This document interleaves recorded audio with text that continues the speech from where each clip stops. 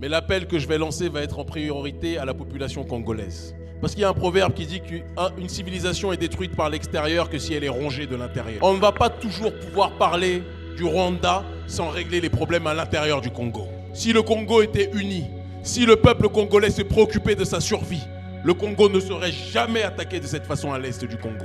Si les Congolais pensaient moins à Fally Ipupa et aux chanteurs congolais et se préoccupaient plus de leur survie, il n'y aurait pas d'attaque à l'est du Congo. Parler tout le temps du Rwanda plutôt que de parler de l'inaction de l'élite corrompue congolaise et d'une grande partie de la population congolaise, c'est une insulte à la dignité congolaise.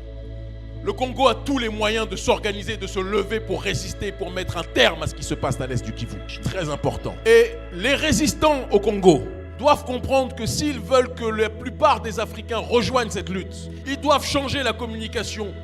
Nous devons arrêter de nous plaindre que les autres ne nous aiment pas. Le vrai problème, c'est nous-mêmes. C'est le même problème pour le Congo. Et le problème du Congo, ce n'est pas le Rwanda, c'est l'élite, l'oligarchie du Rwanda et l'oligarchie corrompue du Congo. Nous devons être capables de dire la vérité aujourd'hui. On ne va pas tous les jours parler du Rwanda alors qu'à l'intérieur du Congo, le problème est déjà là. Nous devons être capables aujourd'hui de nous assumer en tant que peuple.